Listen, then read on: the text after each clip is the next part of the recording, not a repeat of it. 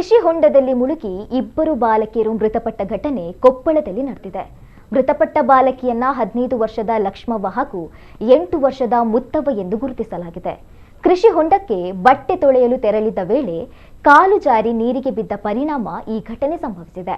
ಮೃತ ಬಾಲಕಿಯರ ಕುಟುಂಬಗಳು ಬಡವರಾಗಿದ್ದು, ಮಕ್ಕಳ ಸಾವಿನಿಂದ ಕುಟುಂಬಸ್ಥರ ಆಕ್ರಂದನ ಮುಗಿಲು ಮುಟ್ಟಿದೆ. ಸರ್ಕಾರದಿಂದ ಸೂಕ್ತ ಪರಿಹಾರ ನೀಡಬೇಕೆಂದು ಸ್ಥಳೀಯರು ಹಾಗೂ ಕುಟುಂಬಸ್ಥರು ಆಗ್ರಹಿಸಿದ್ದಾರೆ.